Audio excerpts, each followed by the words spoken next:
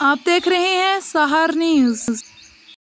خان گھر سے رپورٹ کر رہے ہیں خواجہ منصور حسین۔ فخر شہر سلطان سردار خالد نعیم خان نے گزشتہ روز ٹہرکی میں دو ٹرینوں کے آپس میں ٹکرانے سے پیش آنے والے حادثے کے نتیجے میں 60 سے زائد قیمتی انسانی جانوں کے ضیاع پر دلی رنج و غم کا اظہار کرتے ہوئے کہا ہے کہ وہ اس سانحے پر دل سے رنجیدہ اور کرب میں مبتلا ہیں اور حادثے میں جاں بحق ہونے والے افراد کے اہل خانہ سے اظہار تعزیت کرتے ہوئے مرحومین کی مغفرت، بلندی درجات اور لواحقین کے صبر و جمیل کے لیے دعا کی اور کہا کہ وہ زخمی افراد کی جلد از جلد صحت یابی کے لیے دعا گو ہیں۔ انہوں نے کہا کہ ملک میں اس طرح کے حادثات کی روک تھام کے لیے عملی اقدامات کی ضرورت ہے تاکہ مزید انسانی جانوں کا ضیاع نہ ہو اور کروڑوں روپے کی قومی پراپرٹی کا نقصان بھی نہ ہو، کیونکہ ماضی میں ہونے والے اس طرح کے حادثات میں سینکڑوں قیمتی انسانی زندگیوں کے چراغ گل ہو چکے ہیں۔